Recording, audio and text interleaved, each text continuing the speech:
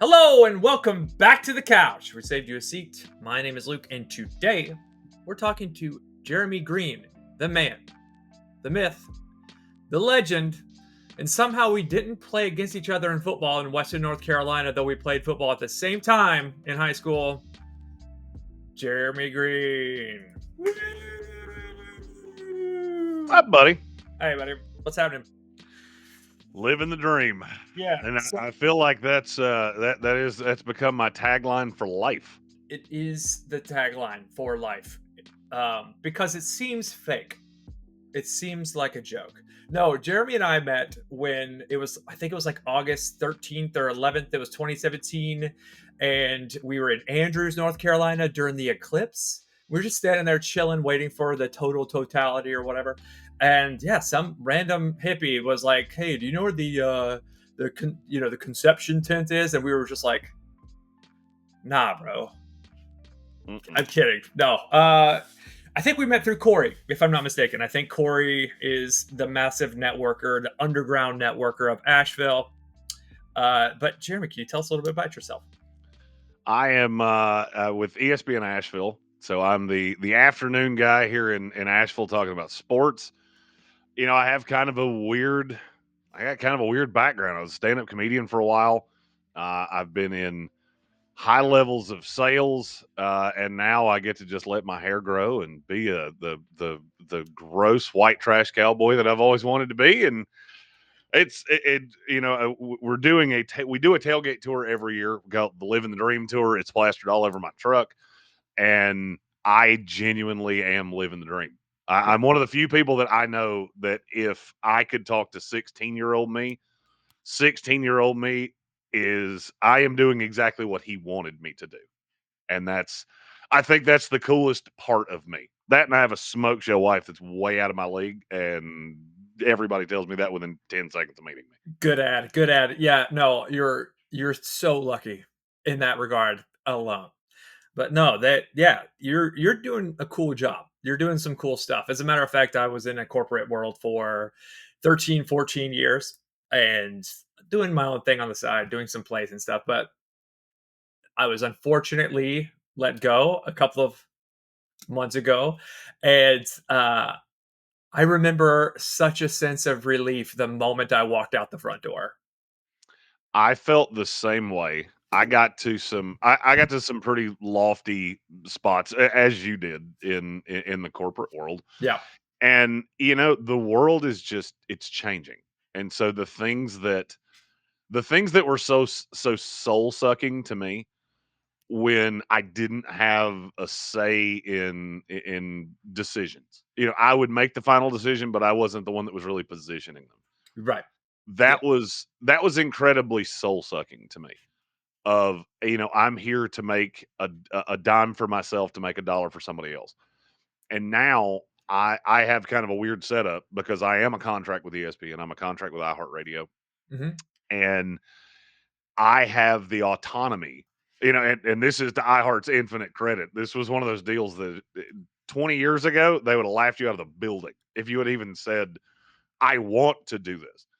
But to their credit, they saw the benefit in it, and now I own the media company that is contracted through iHeart and through ESPN, and it allows us to do cool stuff. And I'm doing a charity drive on Thursday for back to school supplies for kids. I'm doing a golf tournament in November for Okay. an autism charity, and nobody tells me no. And Right. I think that's the coolest part. It's cool to work in sports. It's cool to meet. I was at the Super Bowl and Jameis Winston throws a cookie over my shoulder and hits Andy Reid. That's awesome. That's a cool story that I can tell forever. Right. And the fan in me loves that.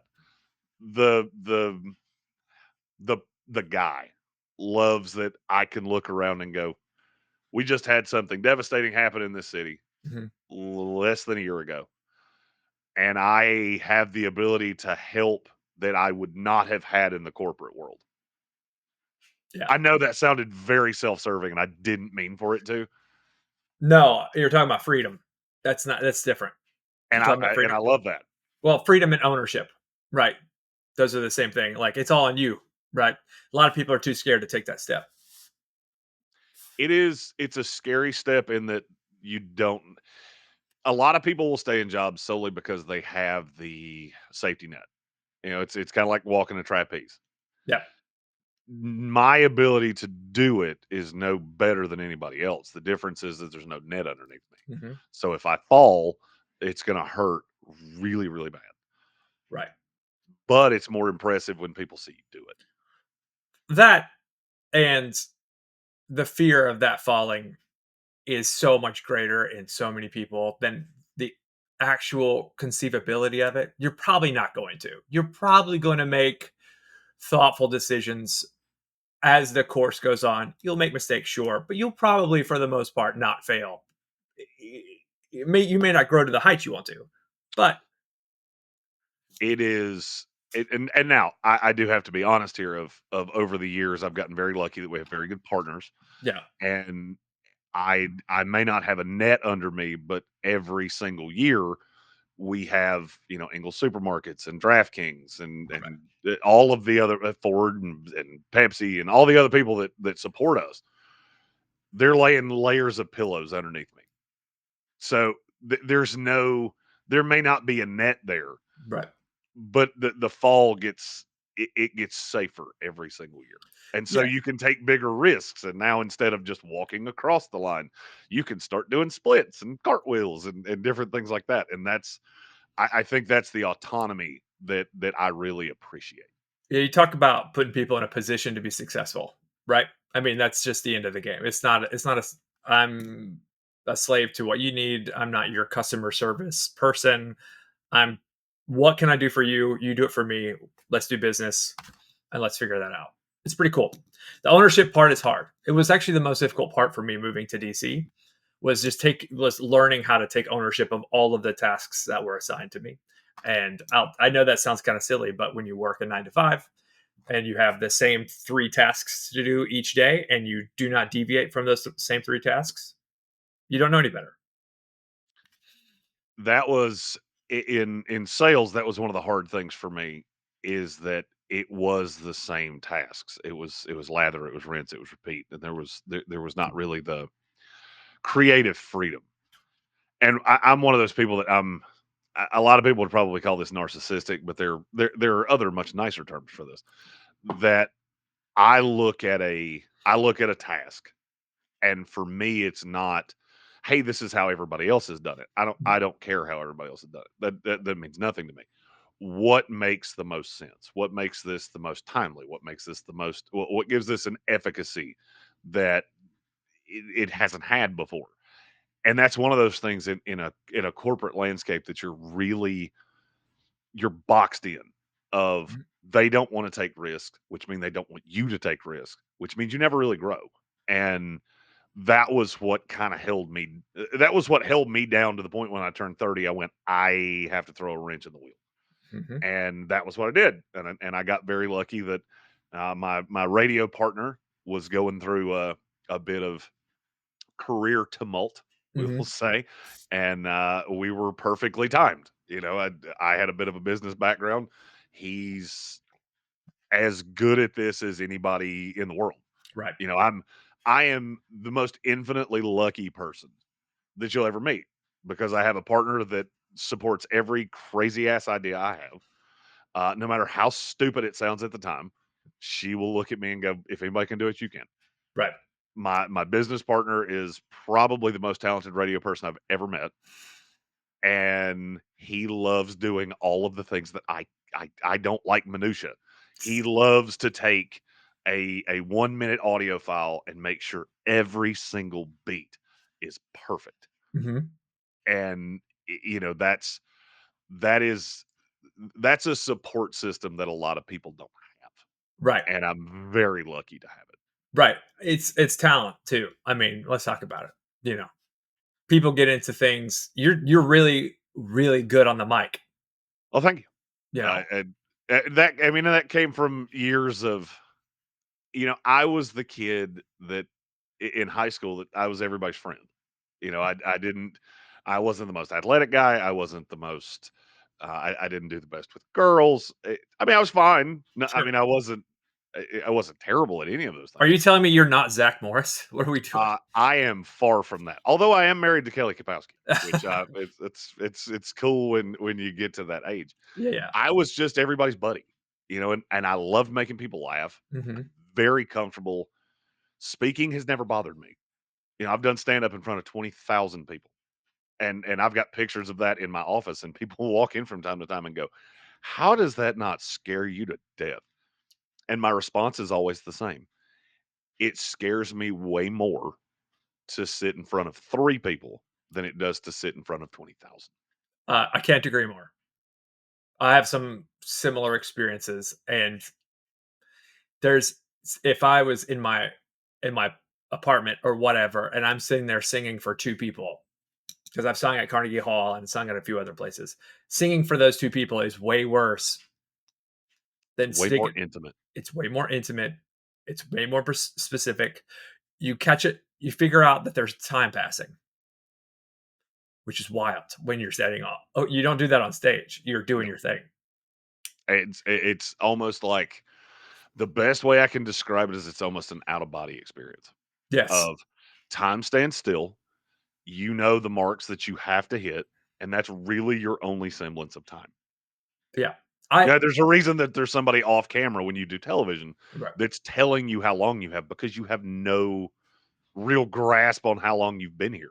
Right. And those who have it like down pat, who is someone that we can give an example of. Tommy Segura. There you go. They know exactly what that 30-second hit is. Pat McAfee's pretty good too. He knows That's exactly. incredible. It's like, oh, 52 seconds. I'm going to do the thing for 52 seconds. I know exactly how to do that.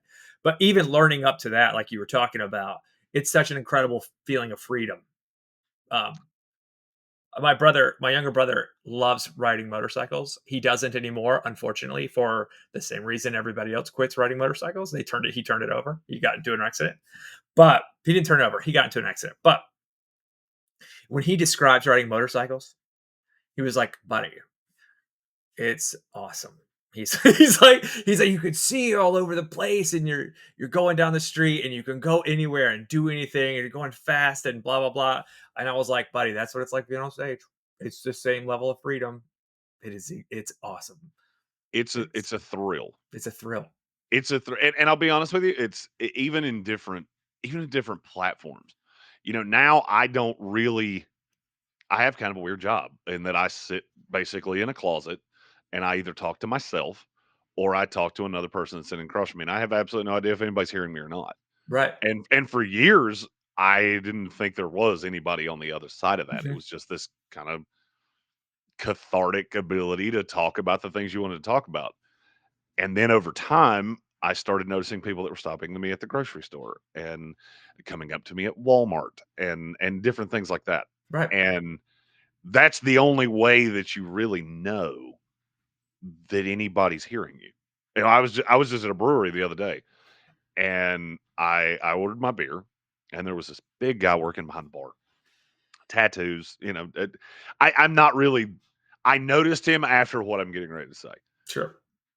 and he asked me if he knew me, and I said I don't think I've ever seen you before. He said you remind me of somebody, but I can't put my finger on who it is. Okay. And then he stopped and he said, "Is your name Jeremy?" Yes. He said, "I listen to your show every day, but I didn't really know what you look like. You had said you look like Fat Luke Combs, which you do, and then I heard the voice and I recognized it. Yeah. And there is a there is something really affirming about that of you put a lot into this and somebody cares. I never got that in sales. For me, it was churn and burn. The only affirmation I got was that there was a check that wound up in my hand, and we got to continue doing this another day. Right. There is something really affirming is the only word I got for it. When somebody says what you do means something to me. Right. Right. I mean, you've done the stand up. Sure. That laugh is immediate. That immediate validation. That's a high that's hard to explain. Yep. When you write a joke, I mean, and I had jokes that took years to perfect. I had jokes that did really well on stage that had bombed out for weeks, Mhm. months beforehand. until you tweak it and you tweak it, and then you finally get it right, and you get that laugh. And that's a high that's kind of hard to explain. What's that like? Because like for example, I have a brain that is you've met people like me. You've met me. I'm Sure. all over the place. And one of the thoughts that I have is like here's a stand-up bit or here's a stand-up idea turn into a bit. You call people reinforcers. And what is a reinforcer? A reinforcer is someone who reinforces their own personal stereotype. So one of them would be like, oh, there's a white football player. Oh, he's a lunch pail kid. He's a coach's son. He's first one in, last one out. It's like, are you just saying that because he's white? Like, what are Uh, you doing? as the NFL draft guy, yeah, there are some of those phrases that it's funny to me that I can read a report from certain people. I know exactly what this kid looks like before I ever see him. Right. I don't need to see him because I know exactly who you say these things about. Oh, for sure. For sure. There's a kid out of Alabama, by the way. I saw a clip of him last night, and he said he's a 4-star athlete. And I saw some of the highlights, either from last year or they just played their like inaugural first game. And the people in the comments were talking whatever. And he's 5'9", 200 pounds. And I was like, I don't think regular people know how massive that guy is. Sure. That 5'9", that 200 that at 18 years old is huge. that kid is he's thicker than a Snicker bar. Like, That's yeah, I mean that's a average kid at 5'9" that's a legit football player. Kid's probably going to be 150 pounds, 155, 160 pounds. for sure. 200 pounds is that's a thick kid. Imagine, and this is the way I put it. I said, I'm 6'3". You're tall, right? You're 6'3", 6'5". 6'5". There you go. Uh, it's like I'm 6'3", pretty good shape. It's 200. Like imagine putting 40 pounds of muscle on my frame. I'm that kid. Yes. Yeah, Josh Allen, you know what I mean, or whomever. Like it's just massive, dude. Like I don't think people realize how athletic 4-star athletes are in high school. Oh, it's insane. I mean, and for me, you're in way better shape than I am. You know, I've gotten older in life, and now it's a very it's a very sedentary lifestyle. I'm sitting at a desk a lot. Yeah, I'm on the road a lot. You yeah. know, we're kicking this thing off. I'll be on the road for 18 weeks.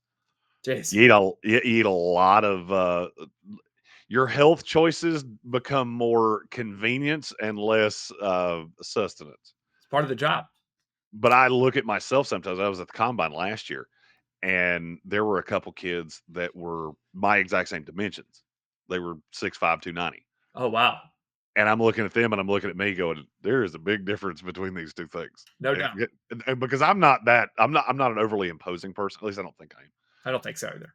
I I see somebody like that and I go, that's a dude you see coming down the street and you walk to the other side of the street. Right, I don't think anybody ever thinks that about me. right. It's But you're still built the same way, but you're built very differently. well. So one of the things that I don't think, and I've got two directions we can go down. One, a couple of years ago, I had a friend who was having a housewarming party, and I went, and she lives in Arlington, Virginia.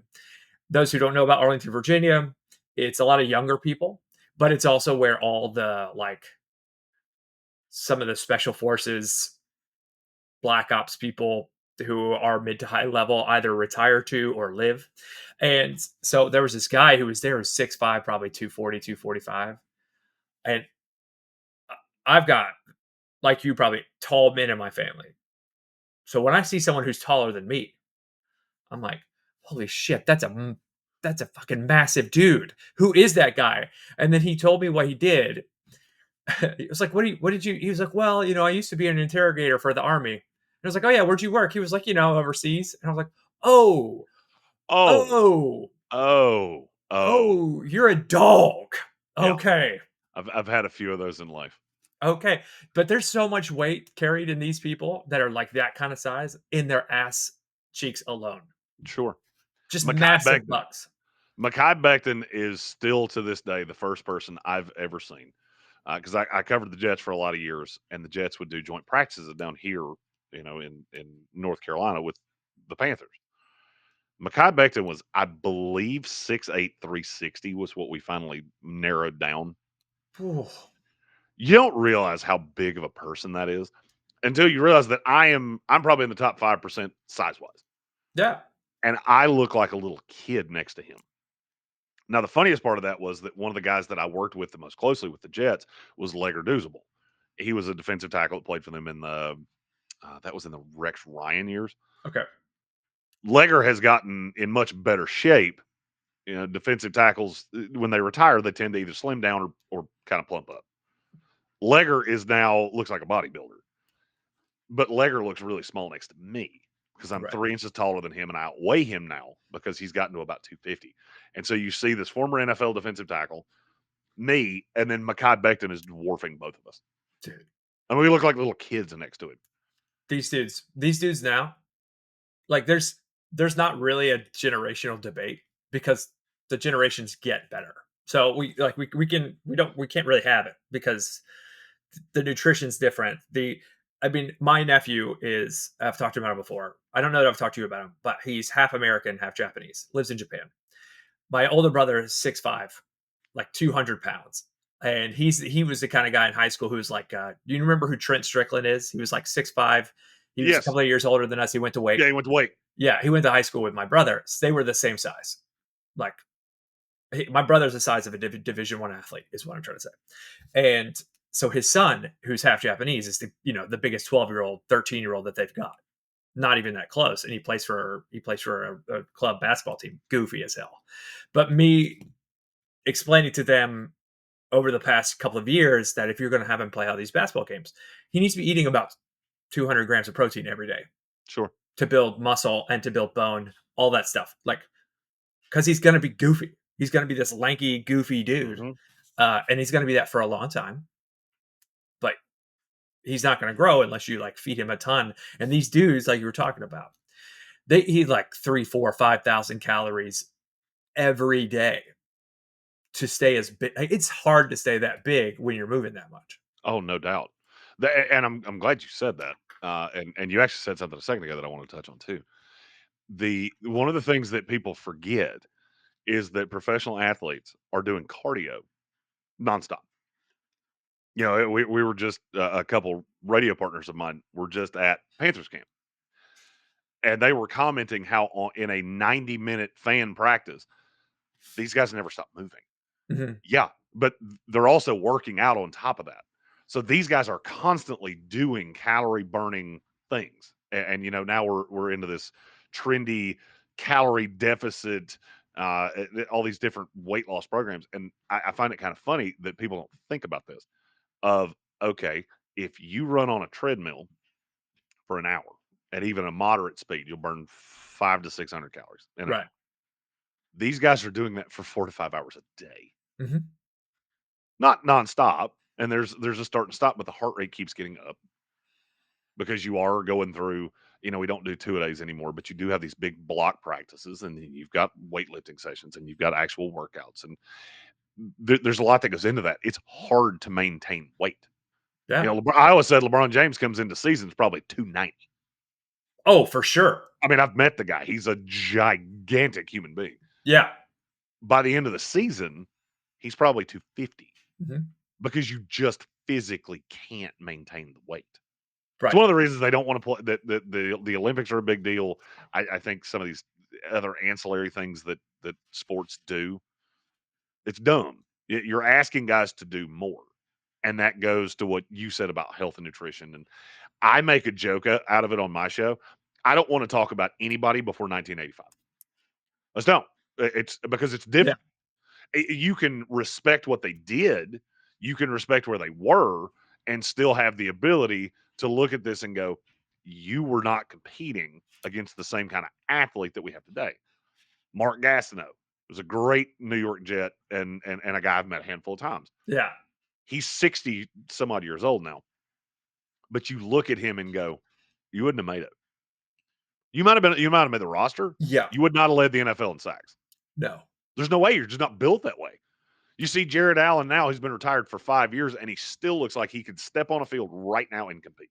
Did you hear that he had been sick?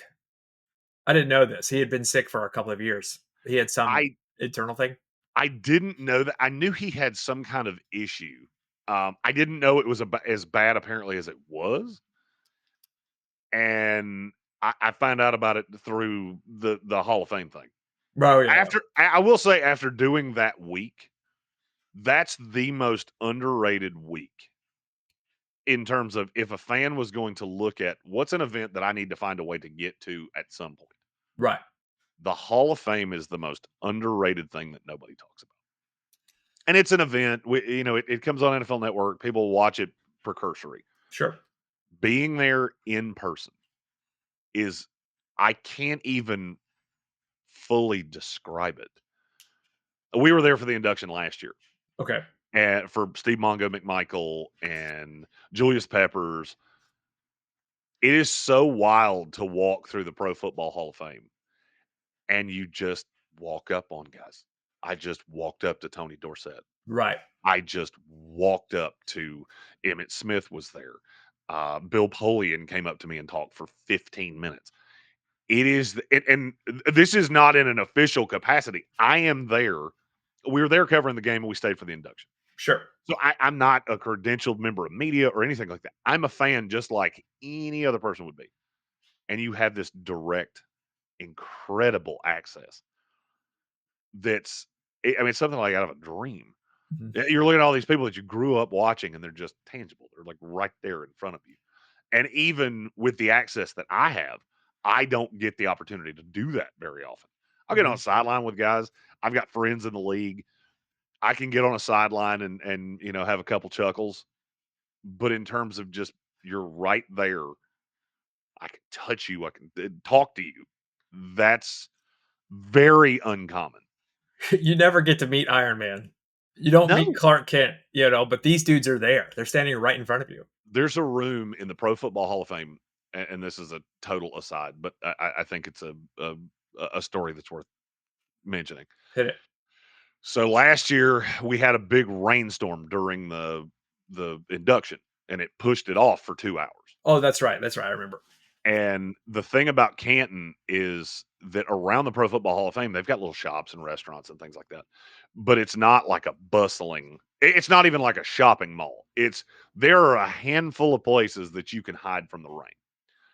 Well, there is a room in the Pro Football Hall of Fame that's called the Gold Jacket Room. Okay. That's where all of the Hall of Famers have like their own lounge that they can go into at the Pro Football Hall of Fame anytime they want to. Okay, that's pretty cool. So I hemmed up right beside the door because I knew all of these guys are going to be trying to get out of the rain. And so there's no telling. I mean, and there's Tony Dungy. It was just at one after another, after another, after another. It's unlike, I can't even really, I can't compare it to anything aptly Mhm. because there are no misses. There's nobody that you don't go, I know exactly who that is. And even if you don't know who they are, Right. what was his name? Not Randy Gradishar. He went into the hall last year. Um, I can't remember the guy's name now, but he was an older player. But you see the gold jacket and you go, that guy's important. Mhm. Even though I don't know who he is, that guy's important. It was it was insane. I highly recommend that to anybody that considers themselves to be a real football fan. Gotta check it out. I don't wanna go to Ohio, but I gotta Ohio's not bad. I gotta check it out. I railed on Cleveland for a long time.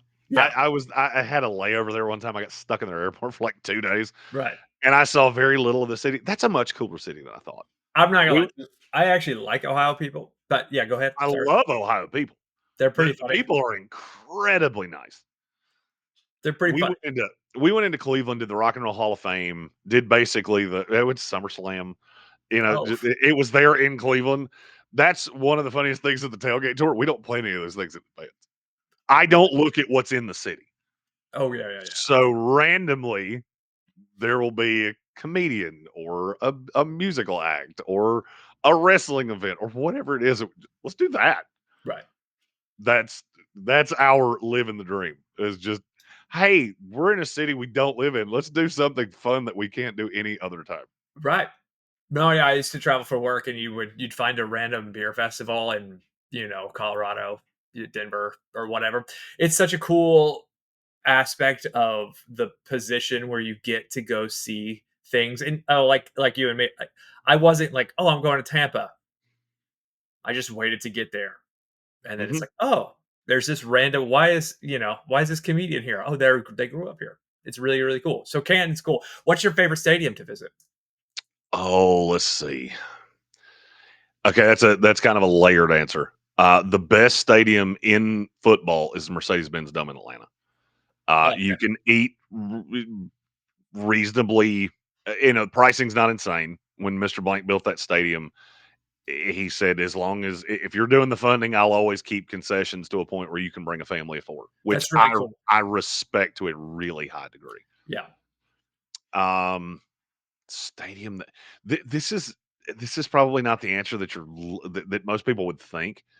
I like some of the stadiums that have been around for a while. Oh, They're not as they don't have the amenities. We were just in Lambeau last year for the draft, oh, right. and I'll tell you something about Lambeau that a lot of people don't know. It's 10 degrees colder in the stadium than it is outside. That's wild. Nobody can explain it, but it's that way all the time. Our tour guide told us that.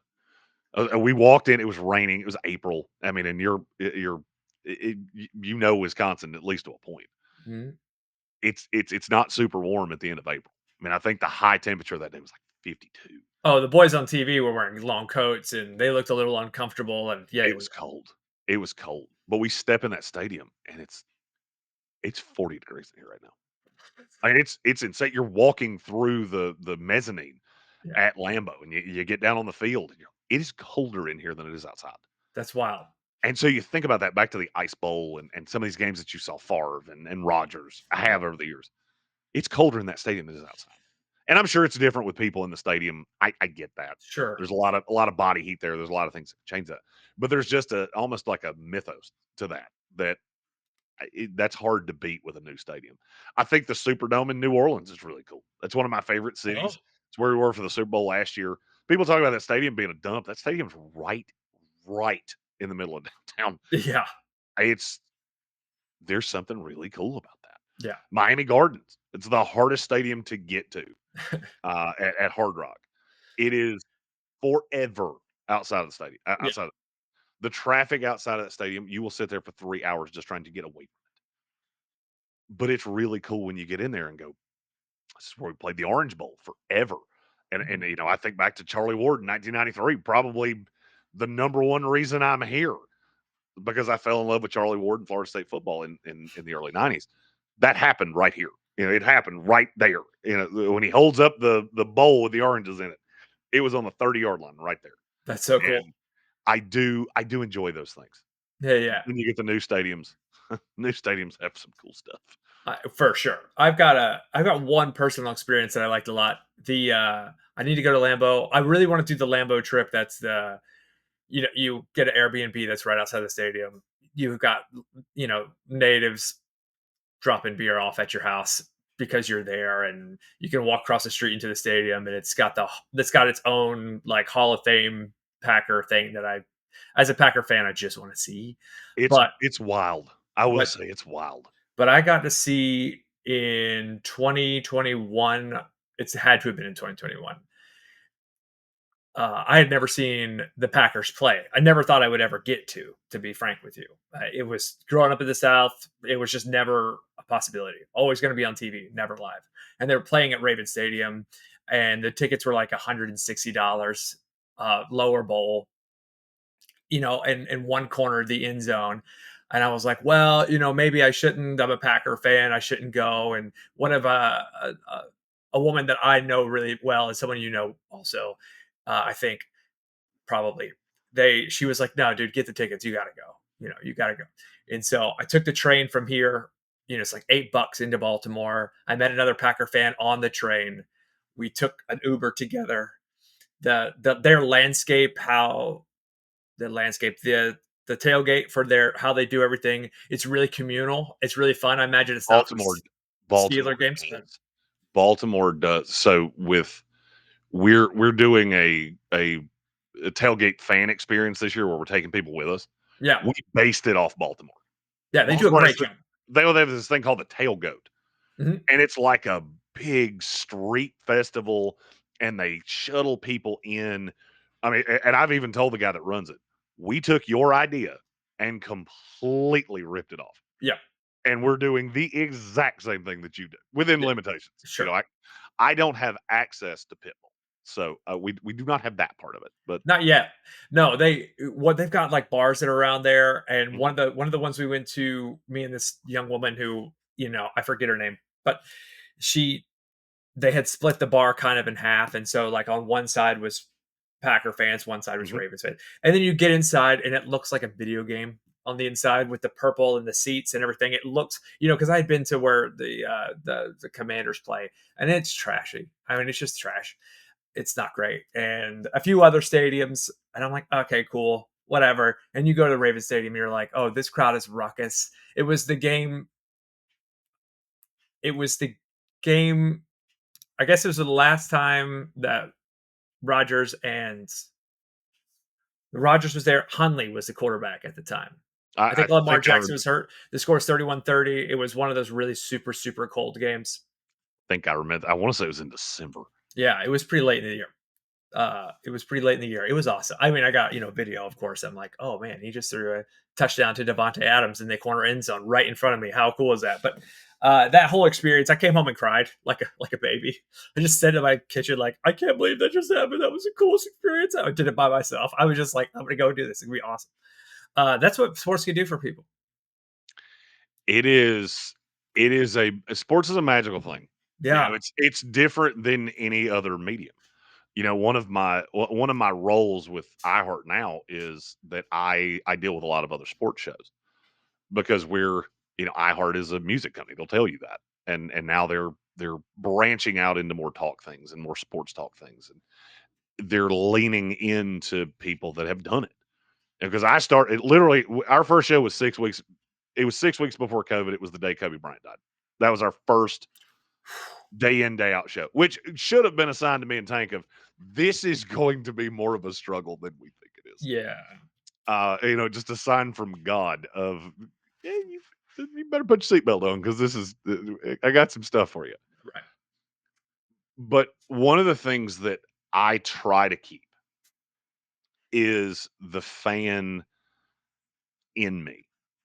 It's one thing when I mean, I have direct access to all I have to do is say, "Hey, I want to go to game X on Y day," and I can do that.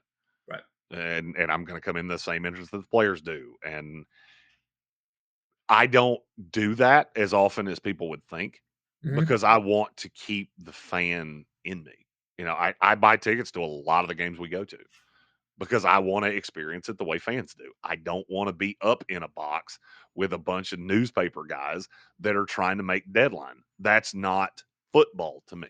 Football to me is the dad that brings his 8-year-old kid because his kid's getting older and it's not just dad's a superhero anymore. Now the kid's starting to figure out the way of the world Right. and they're trying to find something to bond over. I see that in stadiums practically everywhere I go. And it's not always that exact same scenario, but that's what sports does to me. It's why I was always drawn to it. It wasn't just the competition. Look, I was fat and slow. The competition of it, I was good enough. I have some really cool stories from when I actually did compete. Hmm. A lot of my best stories come from people that I have met at tailgates, people that I have met in stadiums, people that I Right. have met outside of stadiums, and just the experience of bonding, I guess, is the only word that I've really got for it with somebody that you don't know. That doesn't happen in any other platform. Yeah. I mean, look, you go through the annals of time, people will say, "Oh, this is the most divided we've ever been." Tell your parents that, and then watch them laugh when they. I lived through Vietnam, Right. so this is one of those things that we've done this in a cycle for the really better part of the human age. What you don't have now with the advent of social media and things like that, a line that I use a lot is that people don't even really want to hear your opinion anymore. They want to hear their opinion come out of your mouth, and Right. that's what their conversations are.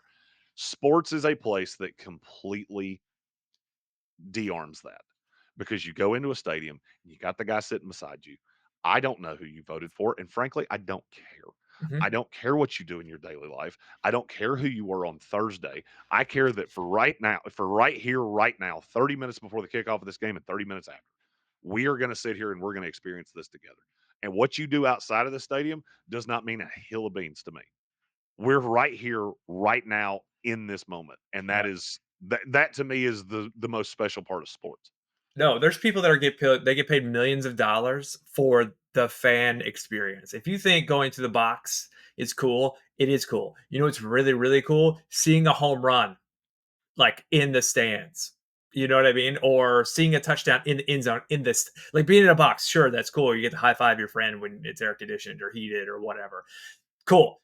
But, like, seeing a Juan Soto home run, which I've seen, is awesome. It's like, oh, this jack dude just absolutely swings his stick, and it's awesome. And the coolest part about that, on top of what you're saying, is there's a third dimension to it because you go to like Nat Stadium, right? And you get the DC crowd. And what is the DC crowd, right? It's fair weather fans, transient people who moved here. They're going to move away in 5 to 10 years back to their hometown or to New York or to LA or wherever. And then you go to Baltimore, which is 20, 30 minutes away, and you've got staunch orange and black fans. They're going to be seated watching. There's going to be the older dude or the wife or whomever who is sitting there actually taking K's. They're like writing out the K's in their binder, and it's like, man. Or you go. I went to see a game at Fenway, and you're walking under the bleachers, and you're like, oh my god, this looks like the Asheville Tourist Stadium underneath the bleachers. It looks exactly the same because it's been there for 100 and however many years. And you walk in there and it's just a bunch of Boston people and they're doing their crazy like Saudi thing. And you're just like, oh, this is awesome. I want so much to do with this. It's awesome. A lot of people tell me that I'm crazy because there is a different vibe to every stadium, Hmm. and there is a different vibe to every stadium depending on where you're sitting. Yeah. So last year we went to South Carolina, and I actually dated a booster for South Carolina for a handful of years before I met my wife. Right. I've been in that stadium a lot. We had, we'll say, a different experience. Sure. Her where we were was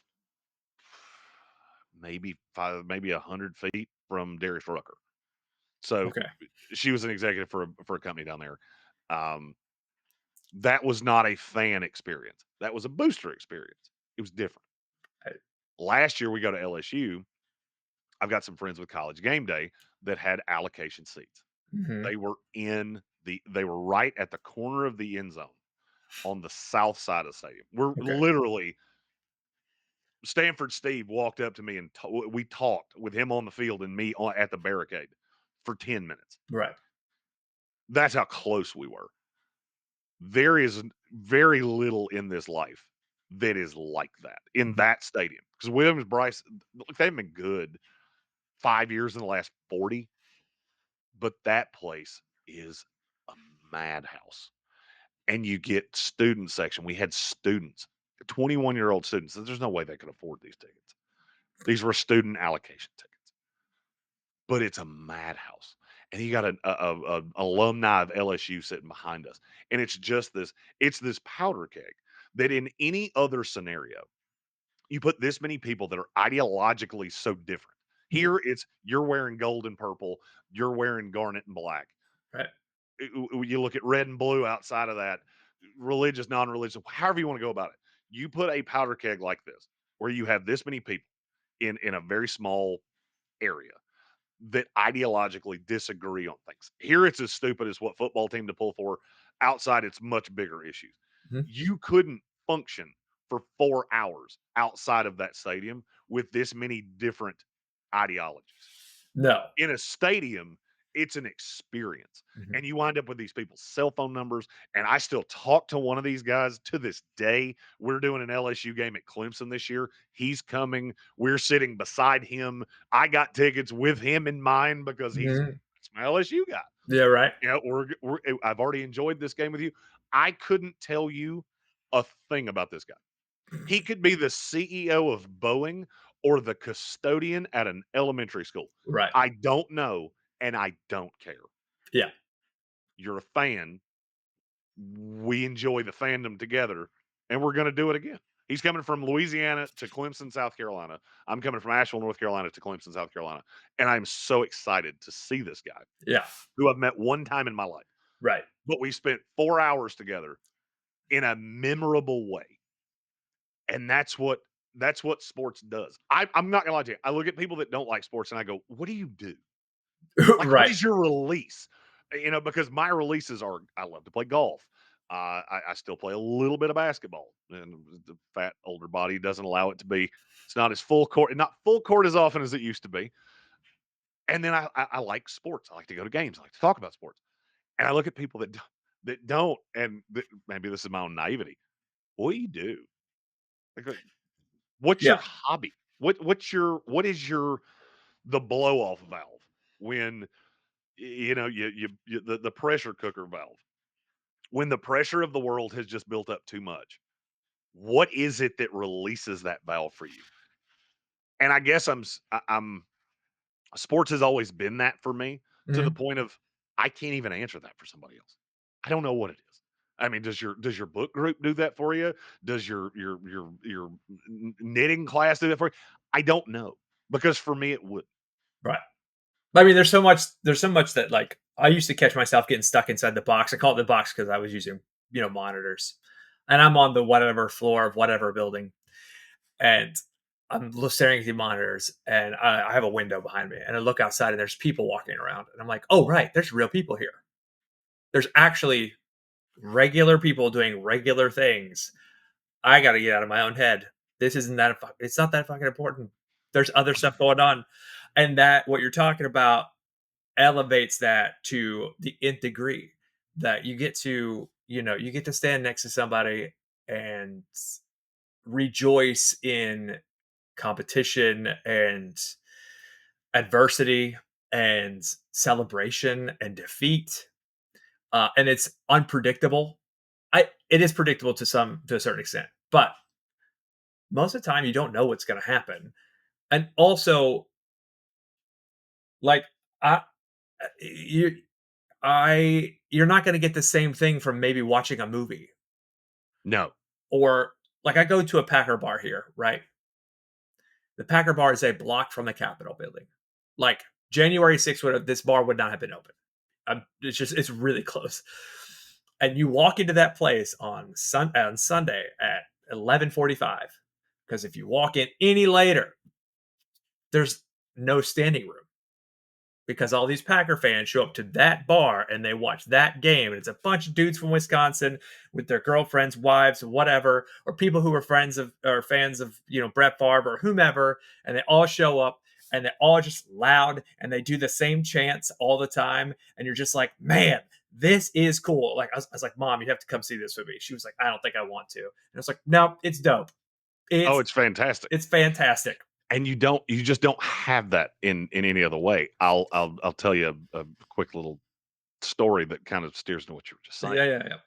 I do a lot of our social media Mhm. because that's have a background in marketing and things like that. So Content I do that. expansion. Sure. So I do a lot of our social media stuff. Well, we've been putting out the promos for the tailgate tour and all these things.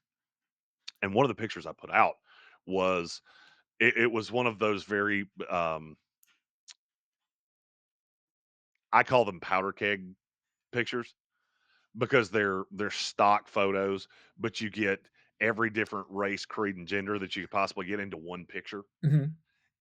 And so I built that and I submitted it, and I got a message back from one of our higher ups that's not a sports fan, and it said, "I don't think this picture is believable, because you have an old guy with a younger girl, Mhm. probably 30, Right. and then a middle-aged guy, and then a middle-aged girl, and it doesn't look like any of them are together, and this doesn't look like a real honest to God tailgate scene." And I'm like, tell me you've never been to a tailgate without telling me you've never been to a tailgate. Right. Because in those scenarios, an old friend of mine said, I have held kids that I don't even know who their parents were Right. at a tailgate, because the Yes. kid ran out in the road and I grabbed the kid and now I'm just carrying this kid around. That would be kidnapping anywhere but a tailgate. But Right. here it's fine. And then you just look around and go, whose baby is this? Eh, That's not an abnormal thing at a tailgate. It sounds very abnormal when you say it, Right. but it's not because it's this bonding thing, and and we care about who wins and loses. Mhm. We do care about those things because that is part of us. When the Jets lose on Sunday, I'm pissed on Monday. That's Win? just and, Win? and that happens a lot. Win? Okay.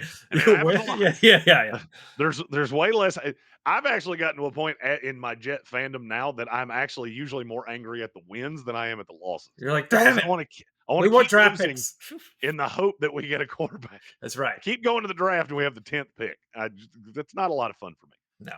So it is a big deal to us. It is something that we want to see our team win. We want to see our rival lose, but it doesn't ruin your life.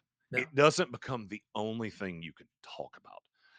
And I see people on a daily basis that are so wrapped up in the events of the world and what's happening here, there, and everywhere, and it ruins their life. Your politician didn't win, your cause is not whatever the case may be, Yeah. and it ruins your life. And I always think about that when we get into these situations where we're in one of these powder kegs where it's Mhm. a lot of people that are different ideologically, and one of you's wearing yellow and purple, and one of you's wearing garnet and black. If this was anywhere else, when the result was decided, somebody's pissed to the point that they can't have this conversation anymore. Right. And they have to walk away because they can't deal with the fact that they lost and you won. Mhm. That doesn't happen here. And I'm not saying there aren't fights in stadiums, there are, because there's a jackass everywhere. There's one born every 5 minutes, and if you Y don't know them, you probably are them. Yep. But you just don't get that. Right. And I go back to that LSU South Carolina game. I'm adamantly rooting for South Carolina. I know Shane Beamer. I want this program to get better. I don't have any affinity for Brian Kelly, but I do have a little affinity for LSU. I cared who won, but not much. The guy behind me went to LSU in 1986. He was in it. Oh, yeah. And I'm cheering against him loudly. And we just, after the game's over, we just a little dap, little hug. Congratulations. I'm a little sad. You want to go get a beer after this? And for me, that's the world I want to live in. I know it's not the world that I do live in, but for 4 hours on Saturday or 4 hours on Sunday, I get to. And There's that's there's nothing better, and I think you could speak to this because you're clever. You're a communicator and you're clever. When you meet someone at a game or at a bar, even random bar, and they're a stranger, but you have an equal amount of capacity for trash talk and empathy, right? You know that it's not super serious.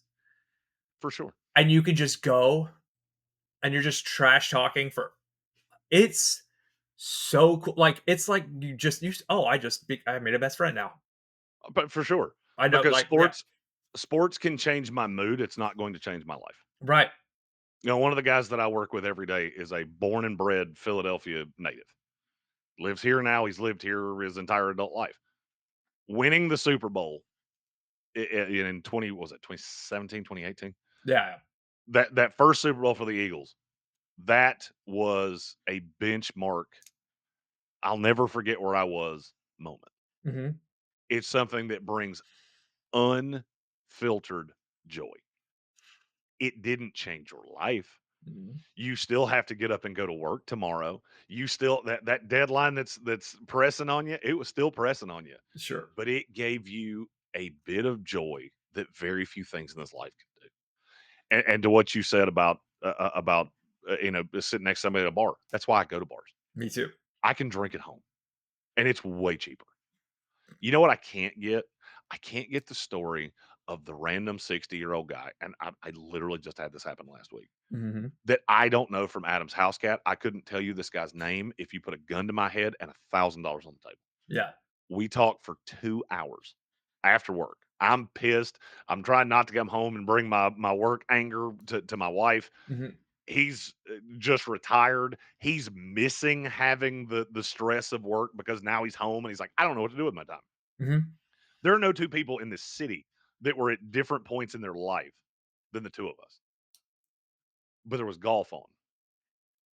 And that's how we started talking. We started talking about the golf. Yeah. We started talking about, and actually, he really liked Rory McIlroy. And that was how we started. And by the end of it, we're talking about the grandiose things of life. Mhm. I ain't mad at him. He ain't mad at me. And I think that's one of the magical things of sports is that, and it's why I love being in sports. You know, we did 3 weeks of Hurricane Helene coverage here in Asheville, Mhm. and I had to do newsy things. Right. That aged me in 3 weeks more than everything I've done in sports has aged me combined. They're just so different. Right. I'm not a heavy person. I'm not. I'm not a serious person. There are people that do not like me because they think I can't take anything serious. Now, you catch me in a boardroom, you catch me in a meeting room, you Sure. will see a different side of me. But I'm a lighthearted guy, Mhm. and that was not lighthearted. And I look at people that do that every day, and I don't know how you do it. No, yeah. I respect you infinitely that you can do it. I know myself, and I can't. Yeah, I think about that stuff a lot, right? 'Cause, often I look at everyone and everything as a work, right? It's everyone's masked. I and wonderful person, I think, but I was working for a younger-ish female CEO, like, she had a daughter who was probably my age, so she wasn't 80, is what I'm trying to say. She's not like a boomer, and but she was just masked the entire time. Like, I was like, "Oh, this is a work." So much so that I would talk to my colleagues. I'm like, "Do you think that she acts like this at home?" And they were like, "Yeah." And I was like, "Why? That is so serious all the time. What like you were saying, what do you do to relax? Like how is this so real?" And dude, Helene is such a different story because devastating isn't a devastating enough word. No, So people outside of the area don't understand. As a matter of fact, that happened, and the next week I was like, "Oh, not a joke." Like really. I'm in a conference in Indianapolis doing, kissing hands and shaking babies. And the very next week, I'm like freaking out, trying to be cool about it. My folks live there, a bunch of my friends and family, trying to be cool, making sure they're good, you know? And then the next week I'm just like, "Oh, okay, the world's not real. This is all fake. That's real." Okay. That's and see, that's as real as it gets. Yeah. And that's I'll be honest with you, I think that's why podcasts have started working Mhm. in I mean, they've always worked, but now they're working in a different way of it doesn't matter if you have 500 views on a live stream or if you have 5 million, Mhm. because there are people that are identifying with you because you're being honest and you're being real.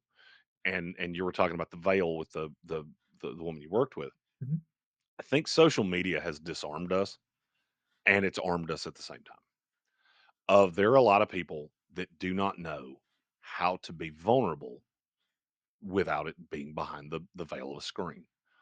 And they can say all these hateful, god awful things. I mean, look, I've been doxxed twice. You know, my phone number, my address was all put out into the world for people to use for their own nefarious actions. Now, Right. there's absolutely no way for me. There's no retribution there. I can't do anything to you because you're a nameless, faceless person. Right. What I have discovered is that I never get those people in person. I never get the person that wants to just spew hateful nonsense at me No. in person. And I don't think it's because I'm a big guy. I think it's because I'm an honest guy. I'm a Mhm. vulnerable guy.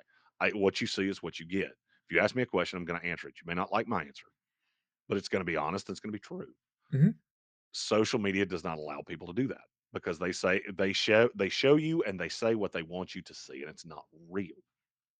What I love about this platform is that it's real. It's Right. two people, four people, however many people sitting down and having an honest to God conversation, and other people can consume it. Mhm. And I think there's a realness to that that we don't have in the world. People have gotten so used to the veil of social media and showing you only what I want you to see that they do it in person. And so you have these people that over the course of time they live their lives and nobody ever really knows them. And to me that's really sad because I I Yeah. I feel like, at least for me, I'm on in 4 media markets. None of them are huge. None of them are tiny. There's I don't have any, little podunk towns out in the middle of nowhere. But every day for 3 hours, I get to be me. I get to tell jokes. Some of them will offend you. Some of them make you laugh. Right. But I get to be me. And I feel like there are a lot of people that I don't know that know me. And to me, that's, I think, the most liberating thing of what I do Yeah. is that I have people walk up to me, and it's, you've been in sales as well. You know the difference between a cold lead and a warm lead. I'm Yep. a warm lead for every person I meet, because if you know who I am, you know a lot about me, and Yeah. I don't know a damn thing about you, Yeah. And there's no gimmick. Right. People live in their gimmick. for sure. It's you and I both, and we're coming up on an hour. I don't want to keep you too much longer, but you and I both know people who live in the service industry. Like Sure. that is their entire life. They've been there decades. And then when let me see if I could say this correctly. I've said it on this platform before. There's nothing cooler than hanging out with a bartender. Oh, for sure. It's like hanging out with a rock star. Mhm. There's nothing cooler than hanging out after they're off their shift Mhm. with especially if they're a popular bartender, because you're just like hanging out with them and you're watching this energy come from this person that's not real. But all of the people around them know who this person is. Mhm. One of my best friends from back home, we both probably know this person. She's been on the show. I'll tell Kelly. Her name is Kelly. She was a bartender at One World Brewing for a while. She was a brewery manager at the what's the Indian place that was across the street from the lab? Is this Mela? Is still there?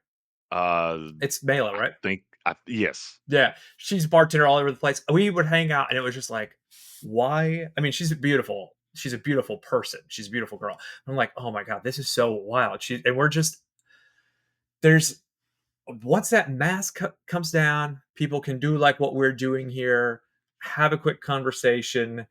I, it's the people that are sitting in their echo chambers and they're discussing the same five topics with the same two people, and they're just like you talking about, it's kind of annoying. I got into a little bit of a discussion about white privilege with some people that I know, and I was like, well, maybe we should change it.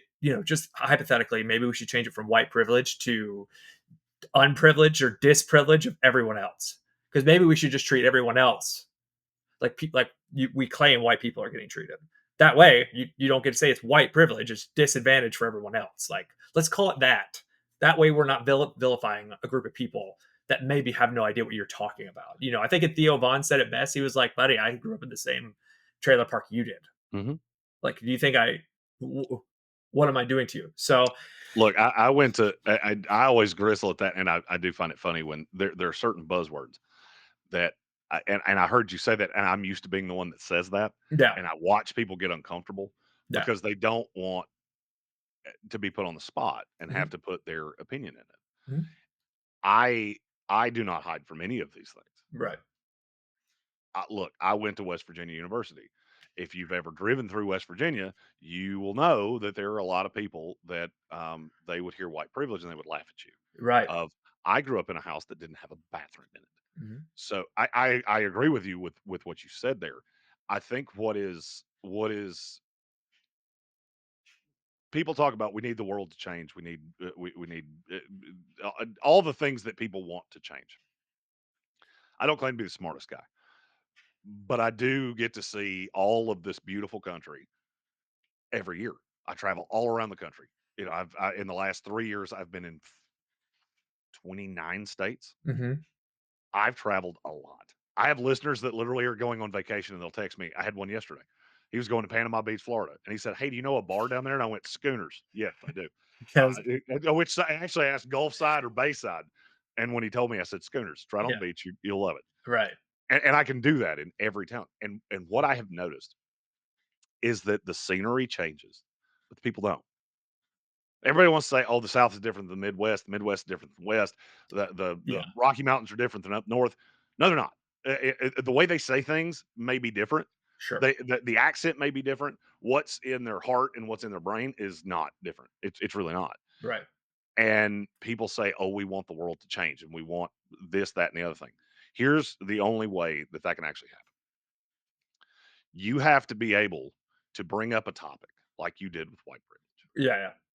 And I have to not go, "Oh God, am I going to get canceled if I say what I actually feel?" Right. Not saying that what I look, I'm a white dude with 3 mixed race kids. So you can assume where, I lean into a lot of these things. Sure. At the same time, I feel like people hear those buzzwords and they go, "Oh God, I have to toe the company line. Mhm. I have to say what you want me to say. And then I'm going to go behind closed doors and say whatever it is I actually want to say, and nothing about me is going to change Right. until people are willing to open up a topic like that and hear what somebody on the other end is going to say and actually be receptive to what they say and receptive to what they've lived and receptive to what they feel. Not a damn thing's going to change. We're going to have a little box on Facebook that says, "What's on your mind?" You're going to type into it and you're not going to say what's on your mind. You're Right. going to say what you think people want to hear because you're hoping to God that you'll get 100 likes, 100 little blue thumbs up on a screen that will make you feel good about yourself. And it didn't change a damn thing. No.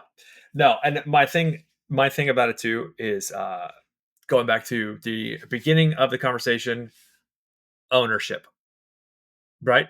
Part of taking ownership is being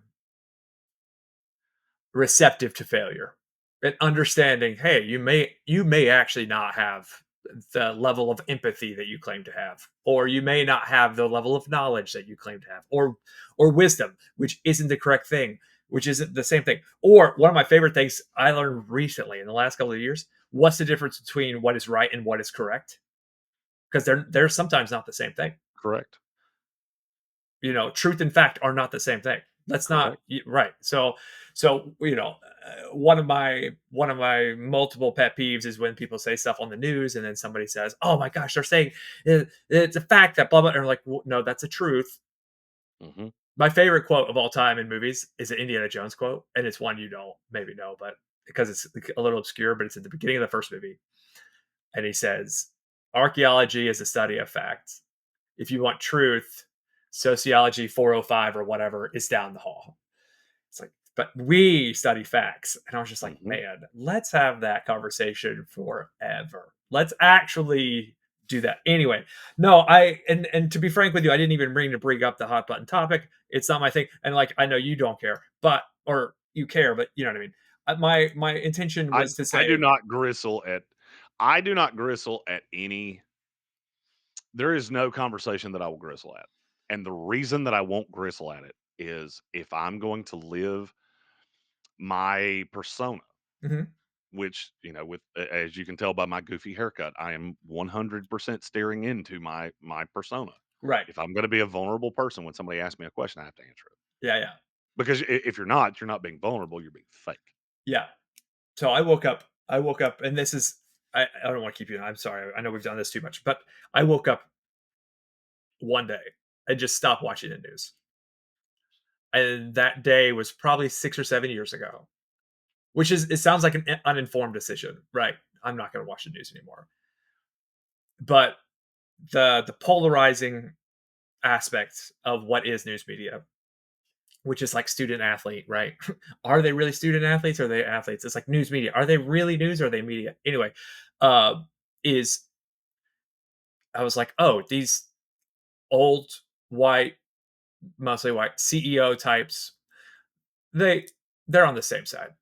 They may not have like Illuminati phone calls, but they both want the same thing.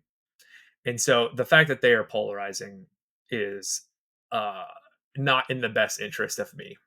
I will say this. I do not consume news. Yeah, I don't Uh, consume news either. not in a television form. Correct. I stay up to date with the facts of world events. Yeah. What I don't need, and I've laughed about this whole deal with Stephen Colbert.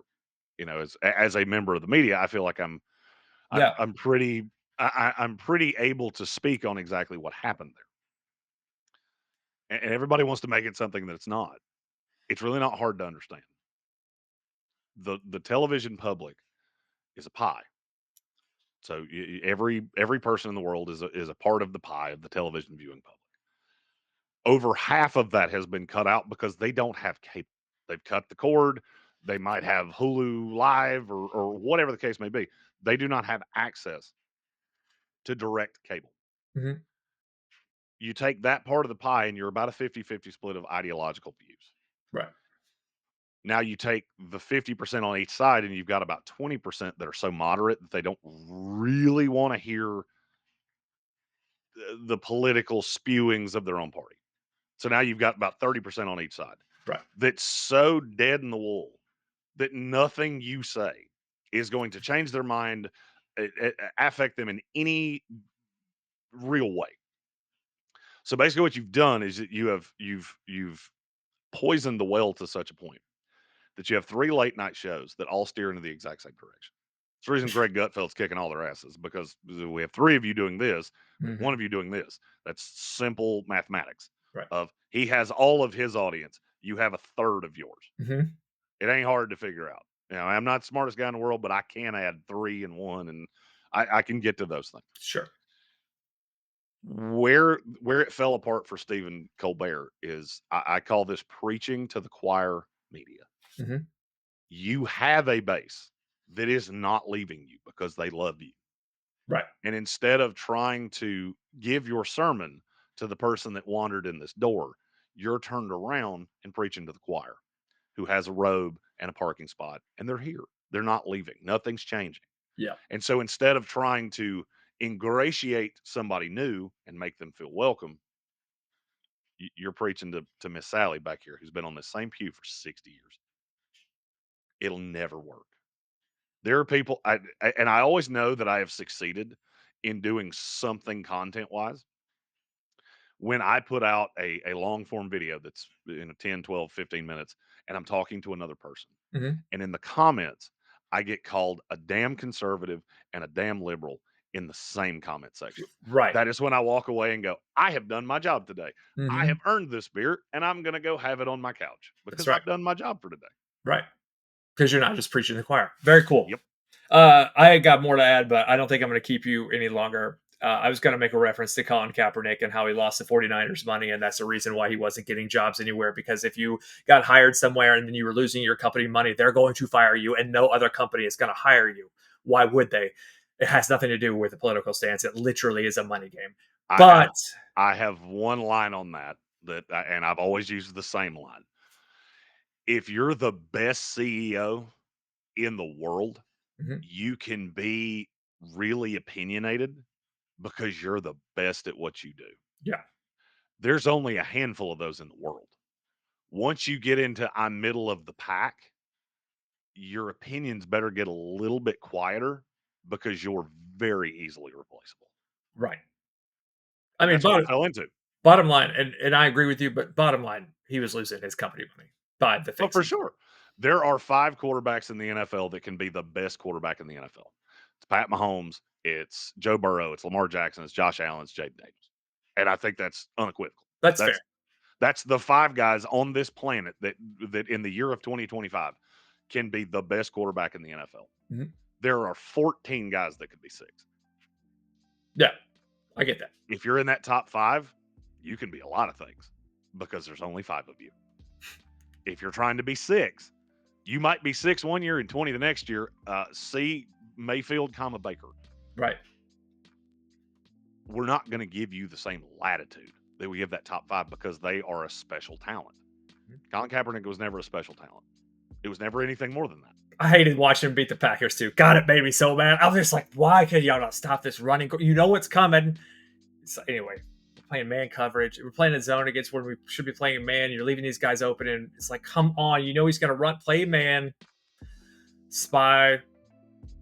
And they had slow ass AJ Hawk out there. Anyway, and I love AJ Hawk, man. He's so funny. Oh, he's great. But he got He's milk great. checked. He got milk checked so many times. He just did. He wasn't that guy. Listen, Jeremy, I appreciate your time. Where can people find you? On all the social medias at the Sportsocracy. You can find me on Twitter at ESPN Draft Nerd.